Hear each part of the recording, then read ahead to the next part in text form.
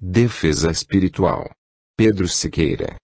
Dedico este livro, com todo amor e admiração, àqueles que sempre sustentaram meu ministério de evangelização com sua oração e seu apoio incondicional, à minha esposa, Natália, ao meu diretor espiritual, Frei João Antônio, à minha mãe, Dulce Maria, ao meu irmão, Paulo Gustavo, e ao meu primo, Padre Alexandre Pinheiro. Sem vocês, minha jornada missionária teria sido muito mais difícil. Muito obrigado e que Deus os proteja sempre. Introdução. A defesa espiritual e psíquica é uma questão fundamental para os que acreditam na existência de um mundo espiritual. São Paulo já nos alertava para a importância do tema. A nossa luta, de fato, não é contra homens de carne e osso, mas contra os principados e as autoridades, contra os dominadores deste mundo de trevas, contra os espíritos do mal, que habitam as regiões celestes. Efésios 6, 12. Em meus livros anteriores, esse assunto aparece em pequenas doses, pois é impossível falar de espiritualidade sem abordá-lo. Mas, como naquelas ocasiões eu precisava escrever sobre outros temas, igualmente relevantes, para os que estão na caminhada espiritual, não o aprofundei o suficiente. Nos últimos anos, no entanto, várias pessoas que me seguem nas redes sociais e frequentam os terços que dirijo me relataram casos de ataques espirituais ou psíquicos e me pediram ajuda. Ficou claro para mim que a maioria tem dificuldade de se defender. Como tenho bom conhecimento nesse tipo de combate, eu não poderia me omitir. Foi assim que este livro começou a se desenhar. Não posso deixar de ressaltar que o primeiro passo para uma boa defesa é renovar a mente. Por isso, logo no primeiro capítulo discorro sobre as técnicas que você deve pôr em prática para se livrar de limitações ou barreiras mentais que cultivou ao longo da vida. A Igreja Católica sempre procura orientar os fiéis na busca por saúde mental e espiritual. Nesse contexto, a tradição católica oferece um rico acervo de ensinamentos e práticas que podem auxiliar na proteção contra influências negativas, espirituais ou humanas, e no fortalecimento interior, especialmente dos pensamentos e sentimentos. Uma das práticas mais importantes para a defesa espiritual e psíquica é a oração. Através dela, podemos buscar todos os dias a sabedoria e o discernimento, dois dos mais importantes dons do Espírito Santo. O dom da sabedoria nos capacita a compreender em profundidade as verdades divinas e aplicá-las em nossa vida, principalmente nas decisões que precisamos tomar.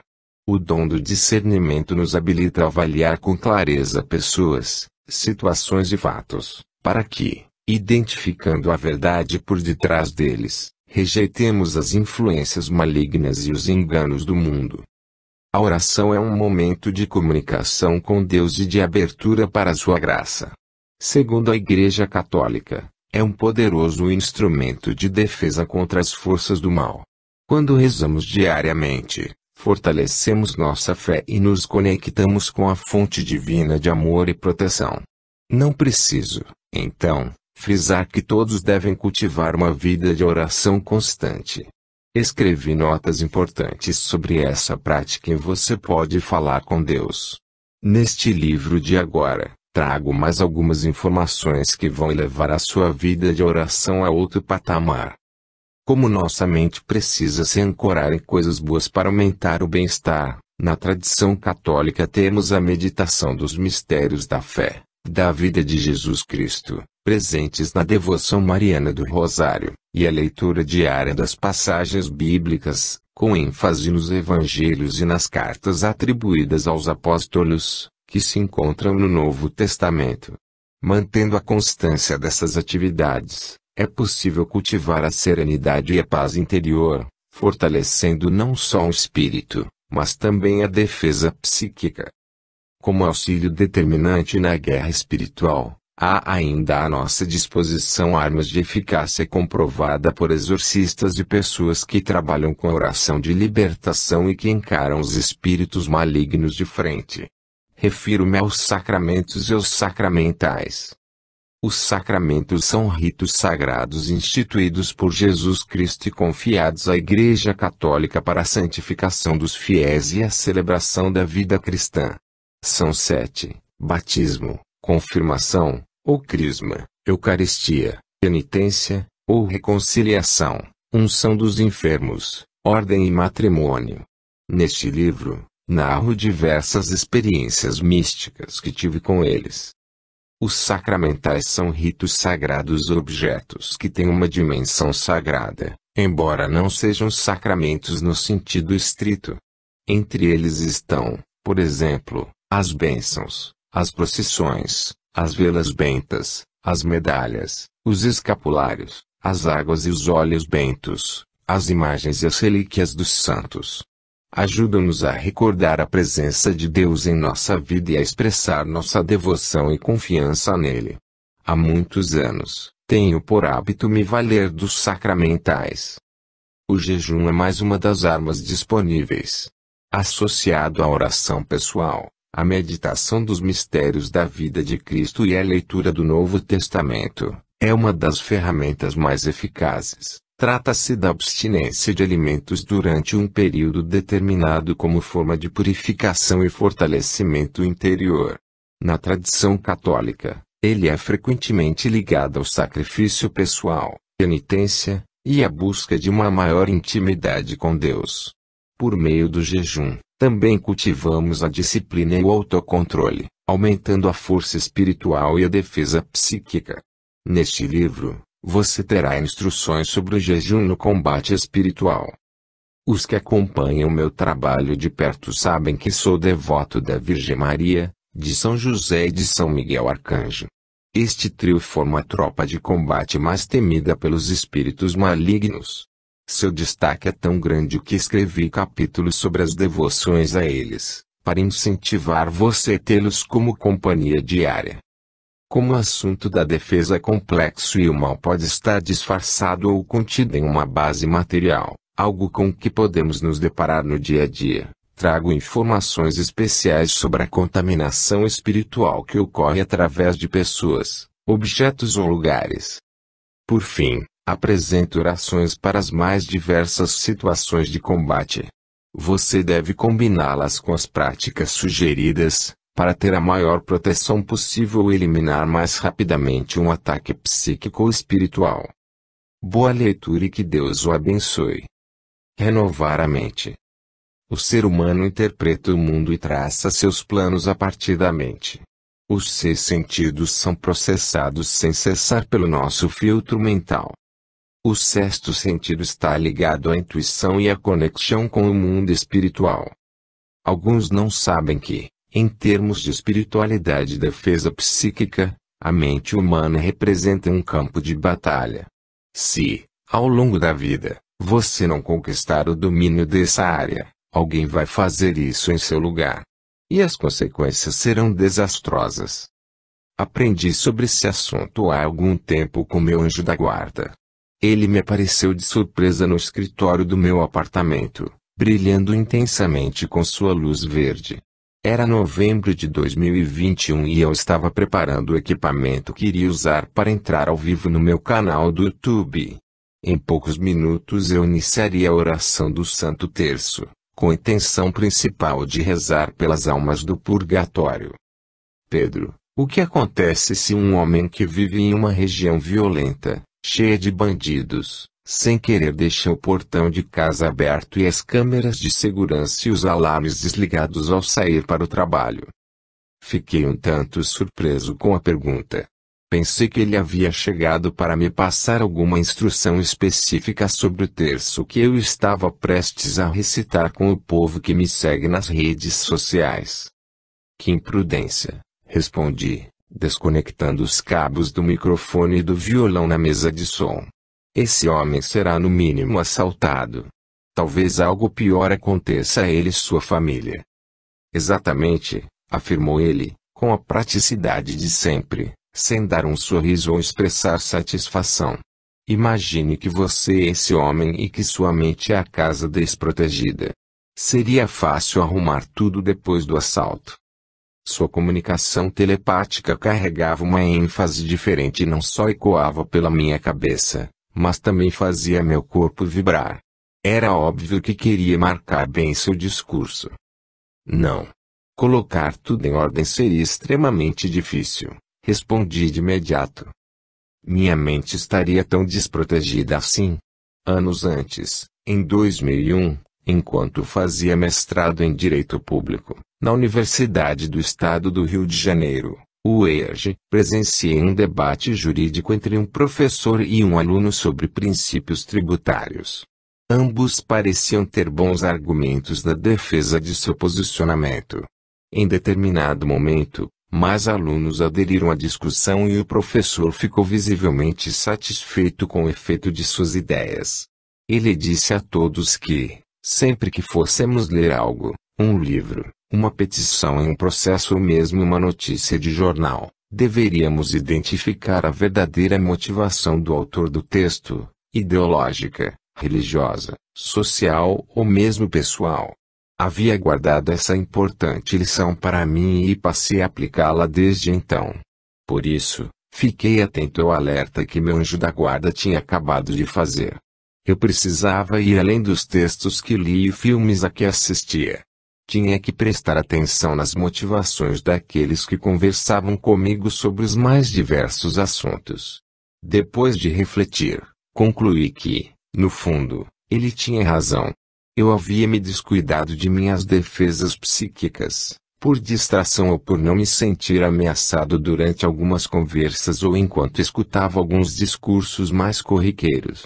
Às vezes é difícil identificar mensagens subliminares, presentes em anúncios de televisão e rádio, por exemplo. Elas trazem comandos escondidos em palavras que soam inocentes. Parecem despretensiosas, mas, na verdade, são perigosas. Sem se mover, olhando-me fixamente com seus olhos de faróis verdes, meu anjo protetor prosseguiu. A mesma coisa acontece com o homem que permite que outros tomem conta de sua mente e a façam refém. Como o tema era delicado e a criatura angélica estava lhe dando um destaque considerável, eu precisava compreender com exatidão o significado de seu recado, então perguntei. Você quer dizer que minha mente sofre ataques constantes e que nem sempre estou com minhas defesas a postos? Sua mente, como a de qualquer pessoa, está sujeita a ataques de todos os lados, humanos e espirituais. Algumas criaturas desejam dominar e controlar os outros, impondo suas ideias. Note a quantidade de mensagens subliminares e propagandas prejudiciais presentes no mundo. Entendo. A sede de dominação vem não só dos que são de carne e osso. Existem também espíritos malignos que tentam influenciar negativamente o pensar dos homens, com sugestões sutis, para que seus atos e decisões sejam prejudiciais para si e para os outros que os cercam. Assim, as almas se perdem e se afastam do caminho que Cristo tem para elas. Você percebe a gravidade disso? Tem razão. A batalha é bastante complicada. Em qualquer situação, tenha atenção máxima. Não basta bloquear apenas os ataques diretos, mais óbvios. Você precisa incrementar suas defesas para os casos em que a influência negativa parte de algum ser espiritual ou humano de forma insidiosa. Analise cada ideia contida nas frases que lhe dizem antes de apresentar sua resposta, concordando ou discordando. Examine com cuidado as ideias que pipocarem na sua cabeça, vindas do nada. Não tome decisões precipitadas. Contenha seus impulsos. Eu entendo perfeitamente a parte dos ataques de espíritos malignos. Mas devo agir com precaução diante de qualquer pessoa. Perguntei, imaginando o enorme trabalho que aquilo me daria, atenção plena em tudo o que fizesse e em cada situação que vivesse. Quando estiver diante daqueles que o amam de verdade, não. Eles desejam sempre o seu bem, então você já sabe o que motiva seus atos, ideias e palavras, o amor. Obviamente, eles podem estar equivocados sobre diversos assuntos, mas não lhe querem mal. Não desejam usá-lo nem dominá-lo. Você terá sua própria opinião, que pode ou não coincidir com a deles, mas não haverá uma batalha espiritual ou psíquica em jogo, pois não lhe preparam nenhum tipo de armadilha. O anjo esverdeado flutuava agora mais perto da janela do recinto. É verdade, concordei. Pelo menos assim meu trabalho seria menor. Será que Jesus prestava atenção em qualquer pessoa que o procurava? Havia quase sempre uma multidão ao seu redor, especialmente quando pregava. Já pensou quanto trabalho? Perguntei ao anjo, curioso. Sim. Leia com atenção os evangelhos e você verá que ele tinha sua atenção máxima a cada passo, a cada encontro e a cada palavra. Lembre-se, por exemplo, da passagem em que Jesus decide ir à casa de um grande pecador, Zaqueu. Na mesma hora, passou pela minha cabeça, como um pequeno filme, a história contada em Lucas 19, 1-10. O encontro entre Jesus e Zaqueu se deu em Jericó, considerada uma das cidades mais antigas do mundo. O mestre vinha andando enquanto uma multidão se aglomerava ao redor, buscando devido à sua fama. Zaqueu era o chefe dos cobradores de impostos. Um homem muito rico, de quem o povo local não gostava, já que o considerava pecador. Tinha baixa estatura e uma curiosidade enorme sobre Jesus. Desejava encontrar o mestre. Quando se deparou com aquele monte de gente nas ruas, todos ansiosos por Jesus, percebeu que não teria chance de ver o Senhor. Sem se dar por vencido, teve a ideia de subir em uma das árvores, uma figueira, para esperar a passagem do Santo de Israel pelo local. Quando Jesus chegou ao ponto onde Zaqueu estava, olhou para cima e lhe disse que descesse da árvore porque queria ficar em sua casa. O chefe dos cobradores de impostos desceu rapidamente e, muito feliz, acolheu Jesus em seu lar. Como consequência, Zaqueu se converteu. Essa passagem bíblica mostra muito bem como Jesus estava sempre atento a tudo e a todos. No meio de um grande número de pessoas, a quem dava atenção e afeto, teve olhos para um pecador que necessitava de amor para corrigir seus erros. Mesmo estando ele no alto de uma figueira, num ângulo de visão pouco propício ao Senhor, sua curiosidade e suas necessidades não passaram despercebidas. Onde quer que esteja, Jesus está sempre presente por inteiro. Devo comentar com as pessoas com quem convivo sobre esse ensinamento? Ou é só para mim? Gostaria que você transmitisse o que falei hoje. Ele encerrou a conversa e desapareceu numa explosão de luz esverdeada, sem me dar chance de falar mais nada. Retornou meia hora mais tarde, com 2 dos meus anjos ministeriais, para me auxiliar durante a oração do terço ao vivo. Acredito que a maioria dos leitores já tenha assistido a algum desenho animado em que um anjinho e um diabinho pairam ao lado da cabeça de um personagem, municiando de ideias angelicais ou diabólicas, conforme sua natureza. Esses conselhos, bons e maus, se alojam na mente do personagem, que precisa tomar decisões. O conflito é enorme. O que fazer? Como decidir? Os mais precipitados devem achar que todos nós temos um anjinho e um diabinho por perto, dia e noite. Claro que não. Não deixe que a superstição tome as rédeas de sua vida. No meu livro Todo Mundo Tem um Anjo da Guarda, já expliquei que, desde sua concepção no ventre materno, os seres humanos recebem um anjo da guarda. Demônios não nos acompanham aqui na Terra, não são designados por Deus para nos perseguir. Aliás, quem nos conduz pela vida é o Espírito Santo e os anjos de Deus. Satanás e seu exército não conduzem ninguém. Veja a seguinte passagem do Evangelho de Marcos. Em seguida, o Espírito impeliu Jesus para o deserto. E Jesus ficou no deserto durante 40 dias, e aí era tentado por Satanás. Jesus vivia entre os animais selvagens, e os anjos o serviam. Marcos 1, 12-13. De qualquer forma, você sempre deve ficar muito atento ao caminho e às escolhas que faz, pois os espíritos malignos colocarão vários obstáculos no trajeto, para que você caia em tentação e se desvie, terminando seus dias afastado da trilha que o Espírito de Deus e os anjos do Pai Celestial lhe designaram. Entende a diferença? Talvez você esteja meio confuso, mas Pedro acabou de criticar a crença no anjinho e no diabinho. Sim, o significado dessa alegoria é que, dentro de nós, existe uma disputa entre o bem e o mal, o dilema de praticar atos de amor ou atos que prejudiquem a nós mesmos ou aos outros. Assim, por vezes, a pessoa não consegue definir o que é ou não bom para si, para aqueles de quem cuida e com os quais convive. Ao se decidir de modo equivocado, ao agir impulsionado por ideias ou sentimentos ruins, acaba provocando problemas e crises. Para piorar o quadro, sabemos que, quando se está dentro da tempestade, é mais difícil ver o melhor caminho para seguir viagem. Nessas condições, é comum tomar decisões erradas. Além disso, o diabinho conselheiro aqui, não me refiro só a espíritos malignos que possam influenciar alguém, mas também aos maus conselheiros de carne e osso e as nossas más inclinações humanas. É muito inteligente e sutil, disfarça suas ideias prejudiciais em coisas aparentemente boas, só para confundir.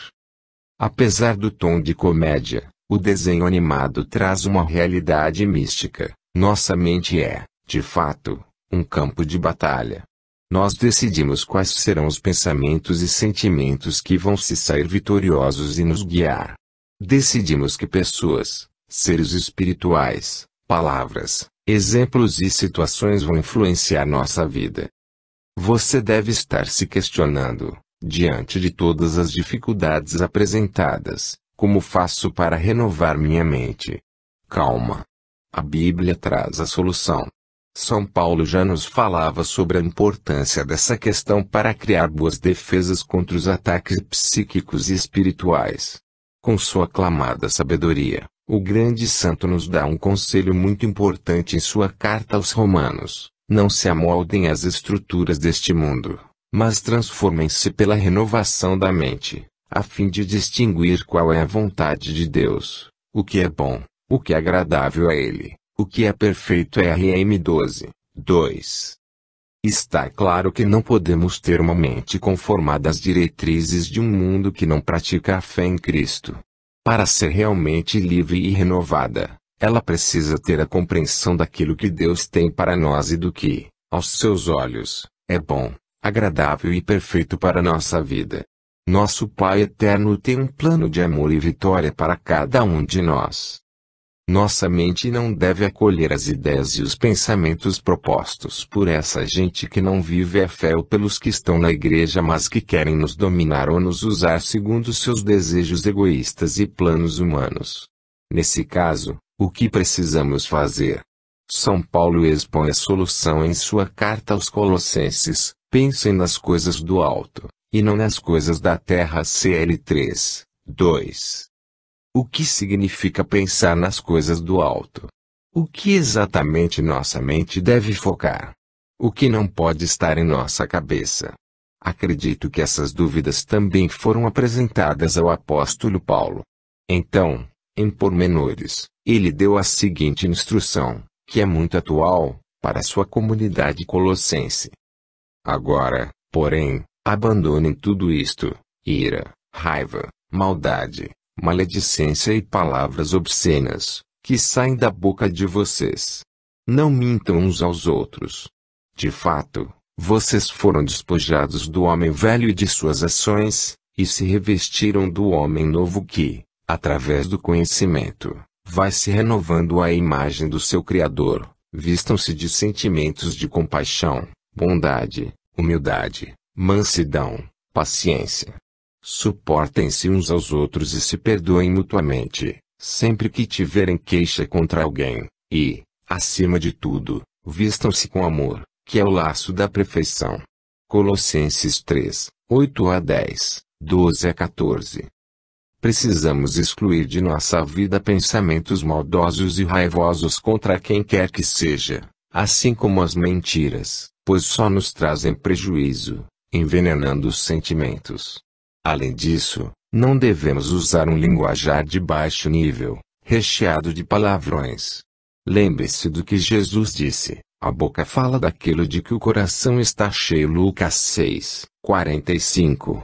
Não podemos relaxar nossa atenção com esses elementos do pensar, sentir e falar. O trabalho é diário e não pode parar. Quando estive nos Estados Unidos em 2021, para fazer palestras e orações com o povo católico, uma senhora cabo-verdiana que morava lá havia muitos anos veio me falar: Pedro, meu marido é um bom homem, mas tem pensamentos ruins sobre ele mesmo e nossa família. Boa parte do tempo, fica com medo de falhar e de termos problemas financeiros. Em alguns dias, está tão amedrontado que fala palavrões sozinho, na sala. Mas a verdade é que temos um bom patrimônio. Não há a menor chance de passarmos um aperto no futuro próximo. Só que, no passado, éramos muito pobres, nos faltava dinheiro e sobravam provações. Será que existe alguma forma de ele entender que o passado não nos ameaça mais?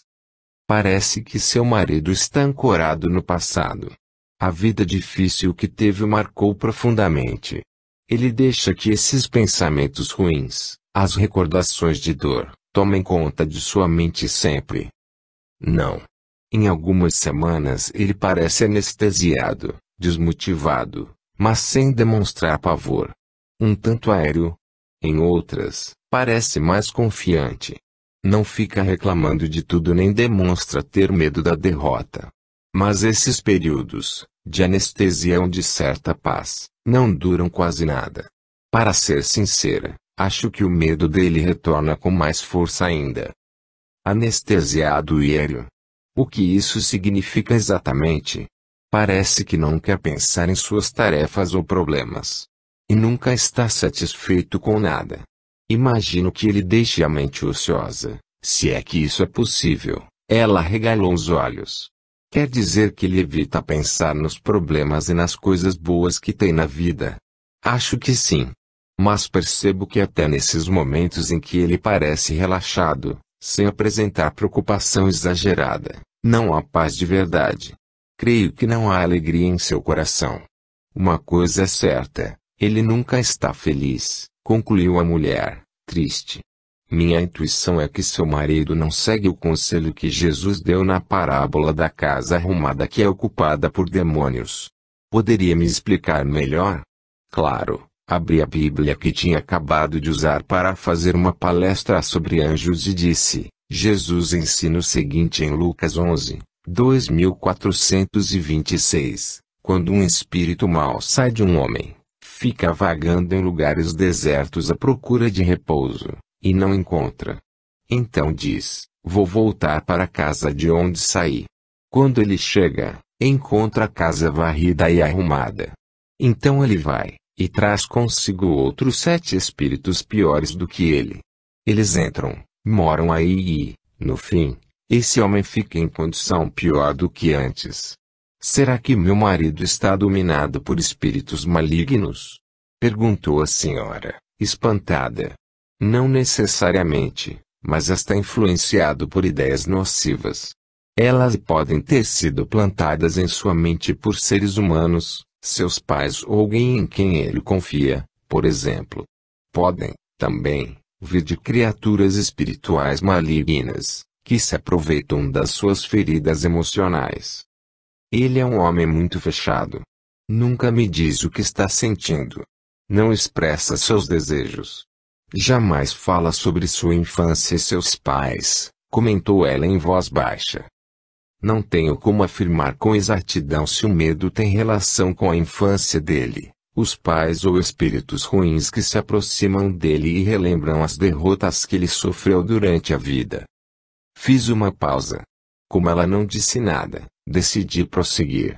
Eu precisava entender melhor a situação espiritual do marido. Pelo que entendi, ele até tenta se livrar desse temor, mas, como não alimenta seus pensamentos e sentimentos com as coisas de Deus, acaba sucumbindo outra vez. Ele frequenta a igreja. Faz orações diariamente. Lê a Bíblia. Pedro, ele é um bom homem, só que não gosta de rezar nem de ler a Bíblia. Quando está mais tranquilo, até me acompanha na missa, mas sinto que só o faz por mim.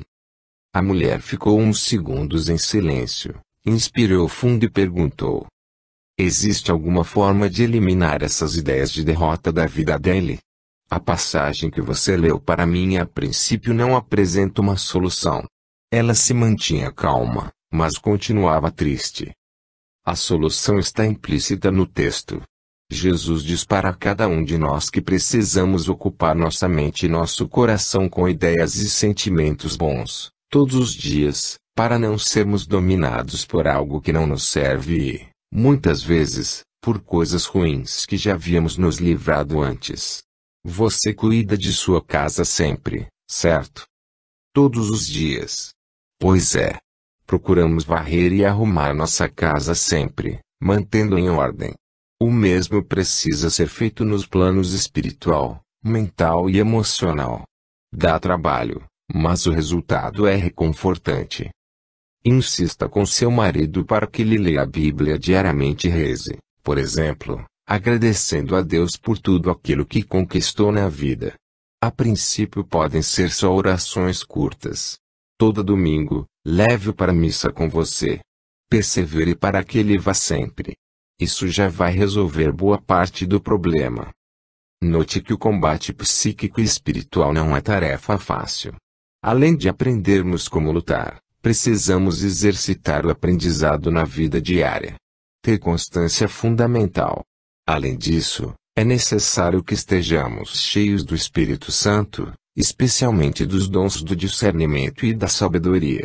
Assim, poderemos identificar as ciladas que o mundo coloca em nosso caminho e tomar as decisões e os rumos corretos.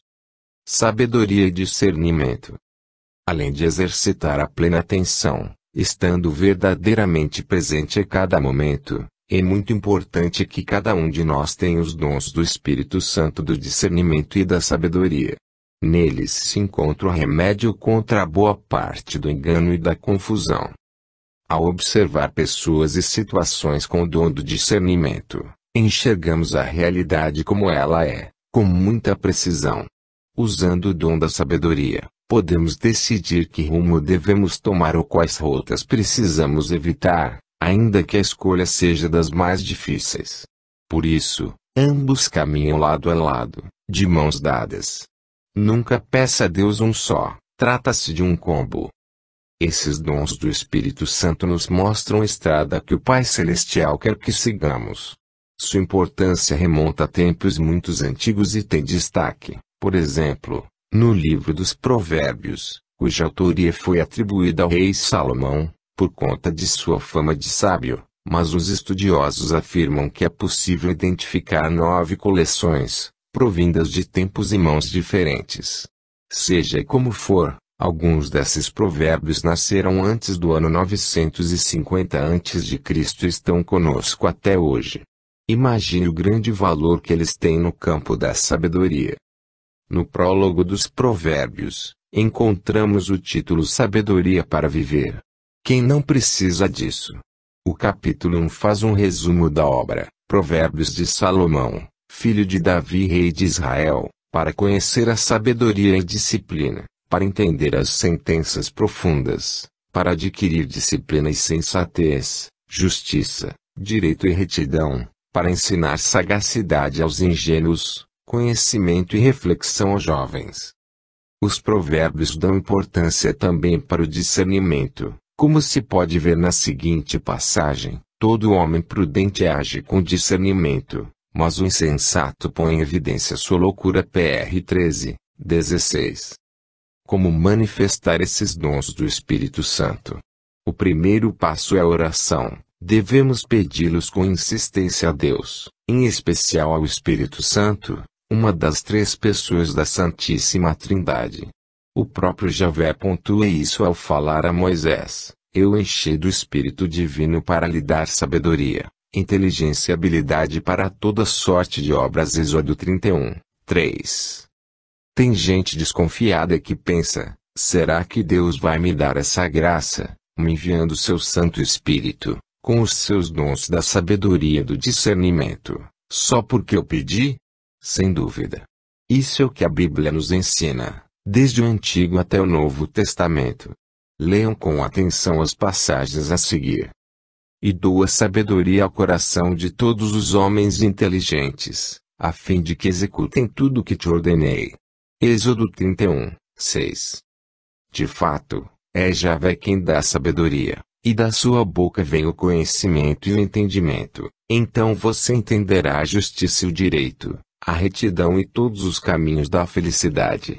Porque a sabedoria virá ao seu coração, e você terá gosto no conhecimento. Provérbios 2, 6. 9 a 10. Toda a sabedoria vem do Senhor Deus, ela sempre esteve com ele. Ela existe antes de todos os séculos. Eclesiástico 1, 1. Rogo ao Deus de nosso Senhor Jesus Cristo, o Pai da Glória, vos dê um espírito de sabedoria que vos revele o conhecimento dele. Efésios 1, 17. Se alguém de vós necessita de sabedoria, peça a Deus, que a todos dá liberalmente, com simplicidade e sem recriminação, e ser-lhe-á dada. Tiago 1, 5. A cada um é dada a manifestação do Espírito para proveito comum. A um é dada pelo Espírito uma palavra de sabedoria, a outro, o discernimento dos Espíritos.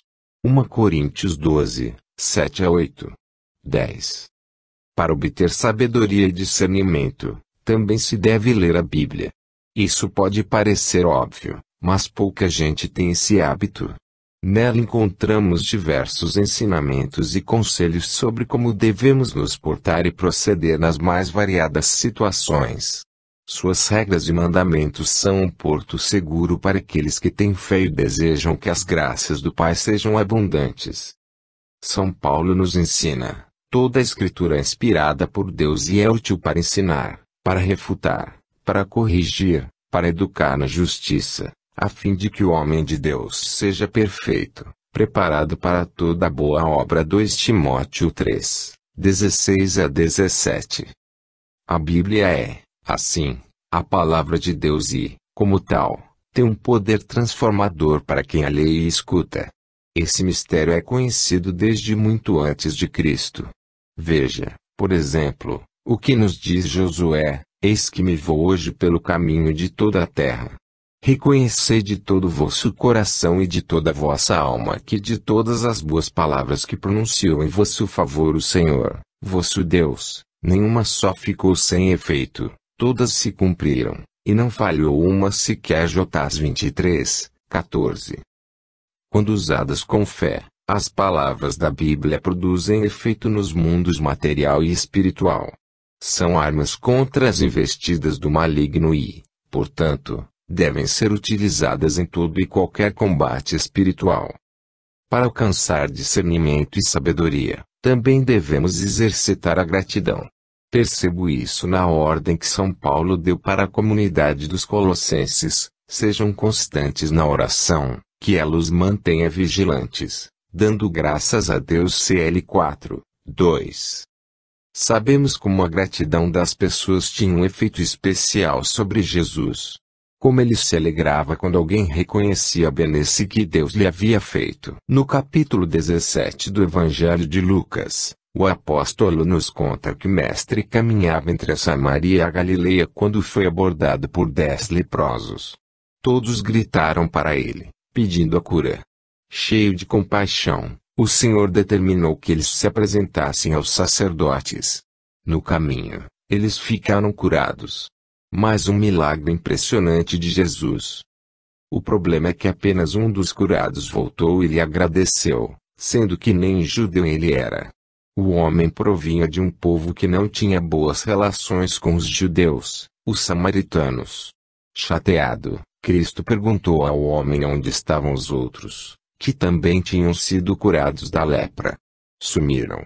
Apenas aquele estrangeiro tinha gratidão no coração. Para enaltecer o homem e sua atitude, Jesus proclamou: levante-se e vá. Sua fé o salvou. Ele. C. 17, 19. Se quer que Deus o favoreça cada vez mais, demonstre sua gratidão por tudo que você é e tem. Não dê destaque para aquilo que não tem. Não se lamente pelas coisas que não possui. Todos os dias, logo pela manhã, faça a sua oração a Deus e, de forma direta e simples, agradeça. Alguns leitores podem pensar que basta apresentar ao Senhor sua oração e sua gratidão e, desse modo, Deus fará chover bênçãos de toda a sorte. Não é bem assim.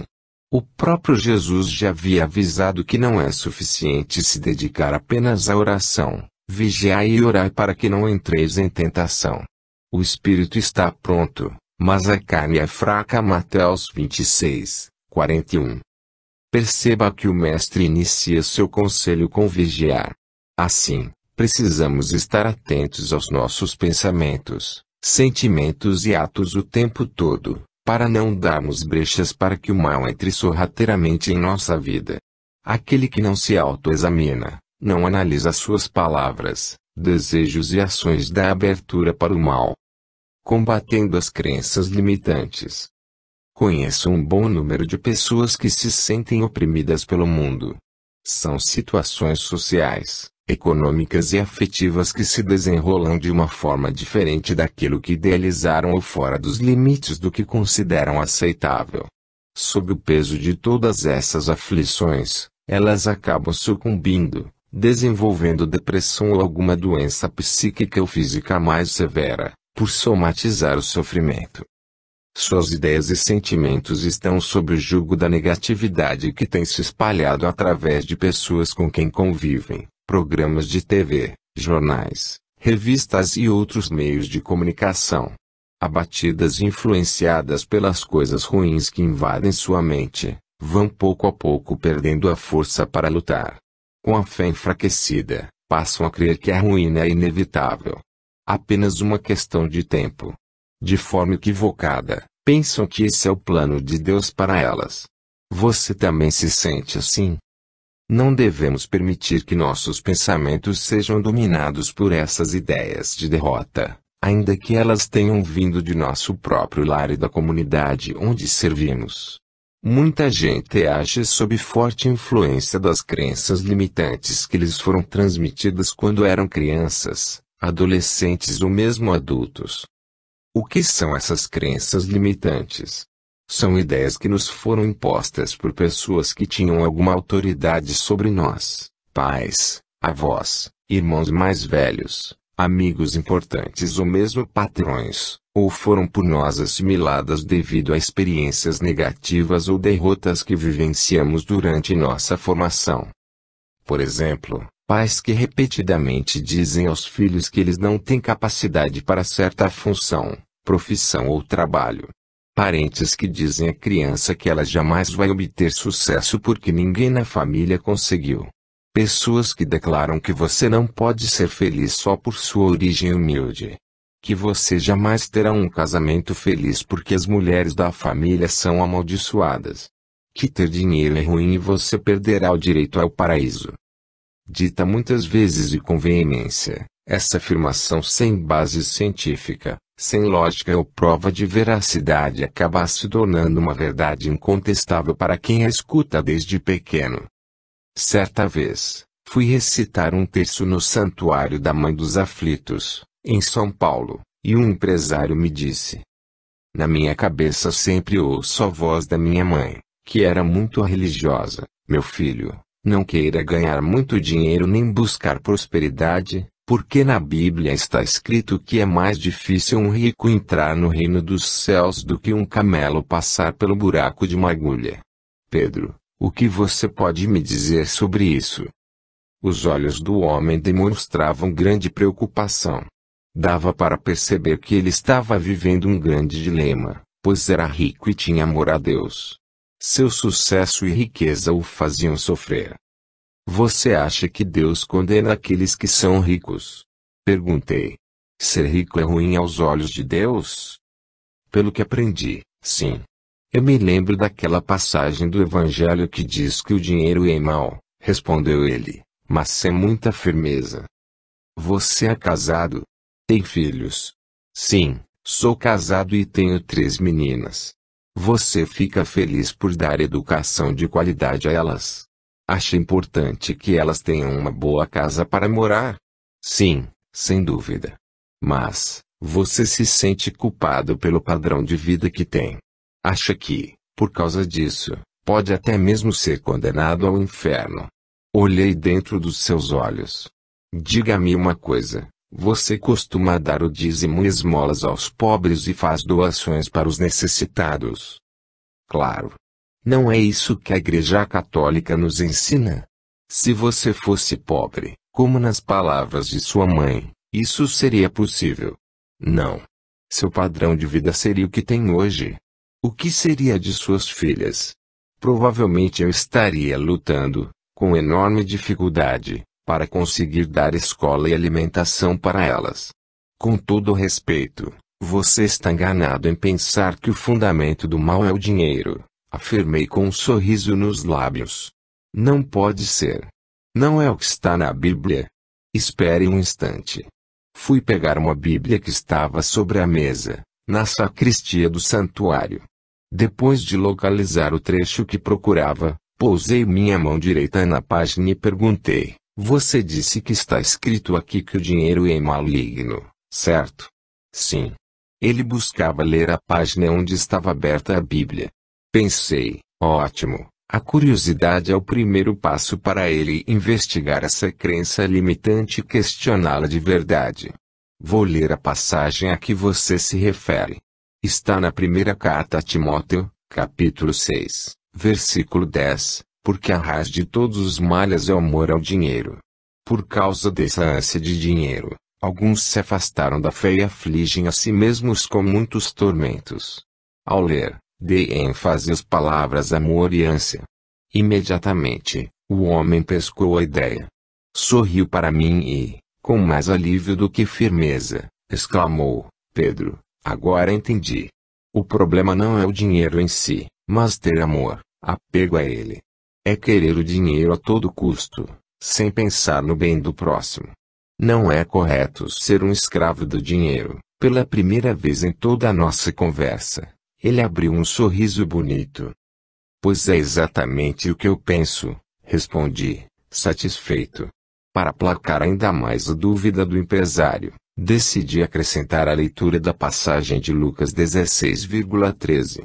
Jesus nos ensinou o seguinte: nenhum empregado pode servir a dois senhores, porque ou odiará um e amará outro, ou se apegará a um e desprezará o outro. Vocês não podem servir a Deus e ao dinheiro. Você compreende o sentido do que nosso mestre disse? Sim, é bastante claro.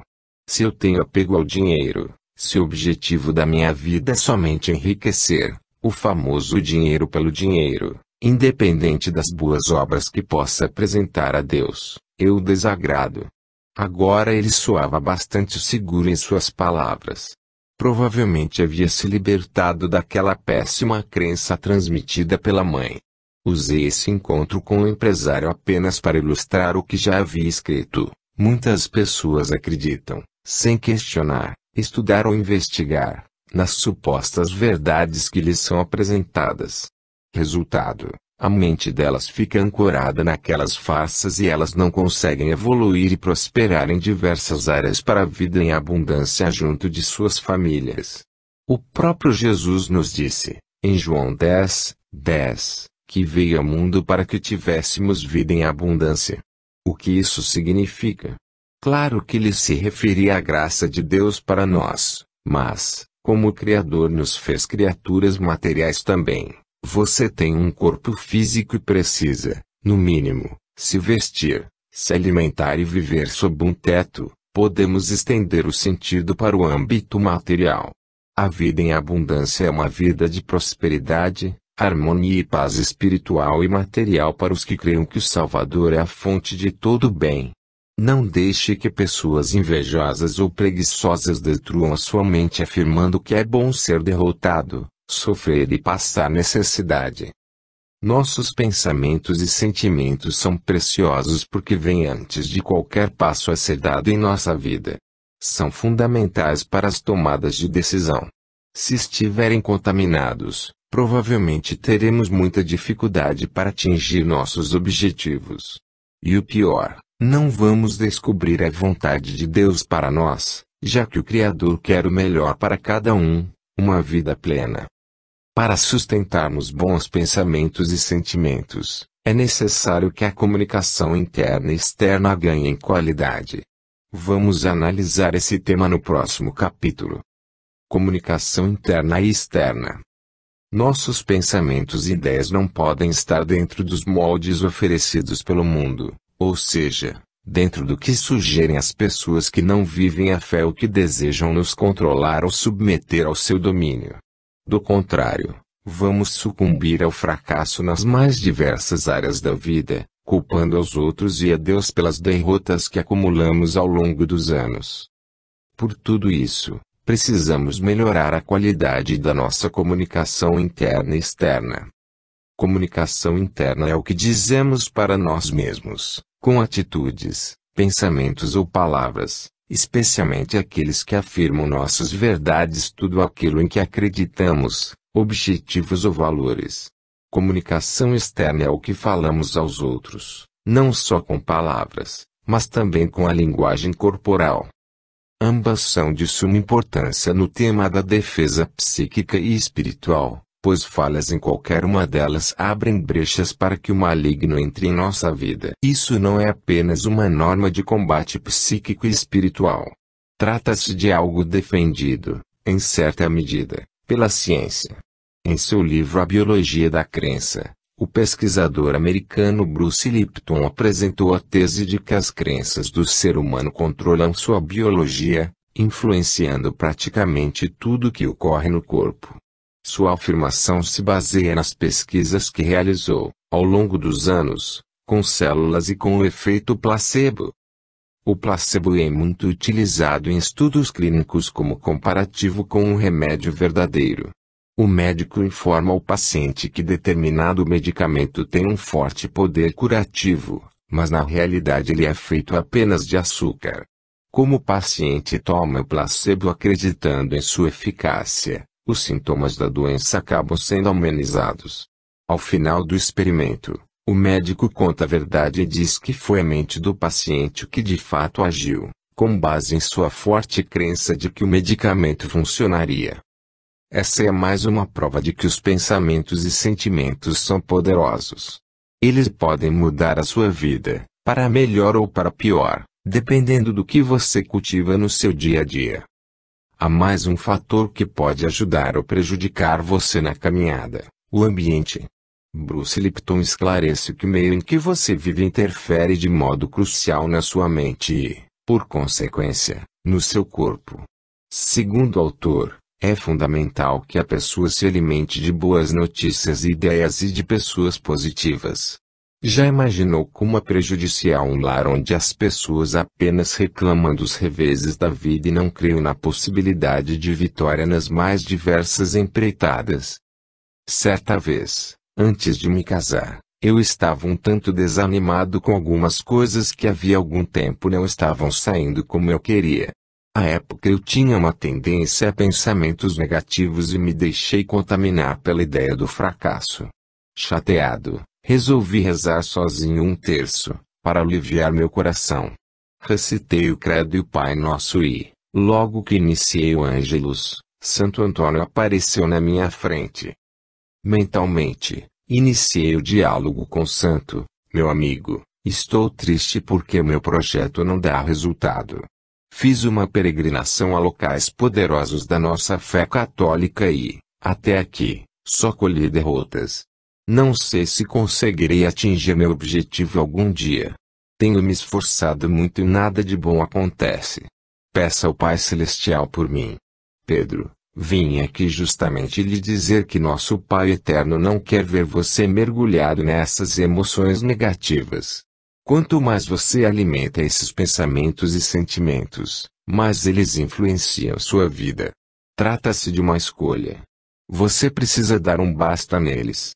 Se não quebrar esse círculo vicioso, não surgirá mesmo nada de bom, ele me falou com um belo sorriso. Depois dos últimos eventos, está difícil pensar em vitória. Sou humano, né? Retruquei, chateado, insistindo no erro. Aliás, Você podia me falar com clareza se devo ou não desistir do projeto? Ignorando minha questão, ele perguntou: quais são os frutos do Espírito Santo? Lembro-me de algo na carta de São Paulo aos Gálatas. É disso que está falando. Muito bom. Faça o seguinte, Pedro, pegue na estante sua Bíblia e abra em Gálatas, capítulo 5, versículos 22 e 23. Eu lhe obedeci. Meus olhos rapidamente se detiveram na passagem, já que ela estava grifada a caneta.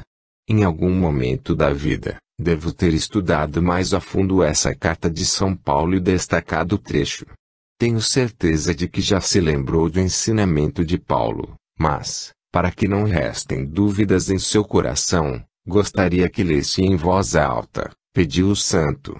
Mas o fruto do Espírito é amor, alegria, paz, paciência, bondade, benevolência, fé, mansidão e domínio de si. Contra essas coisas não existe lei. Já se perguntou onde estão sua alegria, paz, paciência e fé? Você mesmo viu o sinal no alto da montanha, em Medjugorje. Entendeu que ali estava a promessa que o Pai lhe fazia através da Virgem Maria. Agora, bastou uma sequência de poucas notícias ruins para lhe tirar do rumo. Santo Antônio estava certo. Eu estava fraquejando por coisas pequenas. Pior, não estava sendo grato a Deus. Havia visto um sinal incontestável no céu, a resposta que eu tanto procurara. Mesmo assim, alguns meses depois, já voltara a ser o mesmo sujeito pessimista. Sem dúvida, não esperava a vitória no Senhor. Naquele instante, a ficha caiu. Era o momento de enterrar o velho hábito de cultivar pensamentos e sentimentos de derrota. Meu amigo franciscano, eu preciso mudar urgentemente.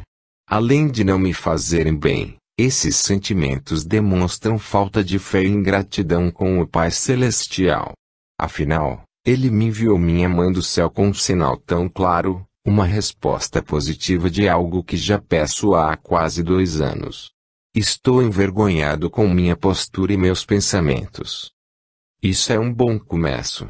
Percebendo que está errado, você pode usar as armas espirituais a seu favor de modo certeiro. Ele fez uma pausa e, em silêncio, me olhou nos olhos. Depois de alguns segundos, falou: agora, vamos rezar juntos esse terço na intenção da cura e libertação da sua mente e do seu coração, para que o inimigo não atinja mais com sugestões de derrota, fracasso, abandono, doença ou revolta, declarou Santo Antônio, com seu incomparável sorriso de bondade. Essa lição ficou marcada em minha vida para sempre. Não podemos acreditar que Deus quer nossa derrocada. Nossa vida é cheia de batalhas, mas a guerra só termina no dia em que deixamos a terra para nos dirigirmos à nossa morada eterna. Permitir que o mundo ou os espíritos malignos nos convençam de que somos imprestáveis, fracos, débeis e derrotados não condiz com nossa fé. Não deixe que essas armadilhas do maligno contaminem sua comunicação interna e externa. Não pense na derrota nem a proclame em voz alta. Tomada de decisões. Todo ser humano precisa tomar decisões importantes. Algumas são tão cruciais que, se forem equivocadas, podem afundar a pessoa ou a família por muitos anos, às vezes, até mesmo em definitivo. Qual a origem dessas decisões erradas, que se mostram avassaladoras e abrem a porta para que o mal adentre? Quando nossa comunicação interna está escravizada pela onda de negatividade que circula no mundo, por ideias enganosas ou por crenças limitantes, abrimos uma grande brecha para que o fracasso se faça presente nas mais diversas áreas. O mesmo ocorre quando, por falta de discernimento, decidimos com base em conselheiros mal intencionados ou equivocados, sem conhecimento sobre o assunto em questão. É importante notar ainda que uma pessoa cansada, esgotada física e mentalmente, não costuma escolher o melhor caminho. Todos devem dedicar um tempo para o repouso. Por isso, o lazer e o sono são essenciais para a mente e o corpo. E há mais um tipo de repouso que se revela fundamental para a tomada de boas decisões, que só Deus pode proporcionar e que produz verdadeira serenidade, o repouso da alma. Segundo o ensinamento de Santo Agostinho, Senhor, fizeste-nos para ti inquieto está o nosso coração enquanto não repousa em ti confissões, e, Mas como repousar seu coração em Deus?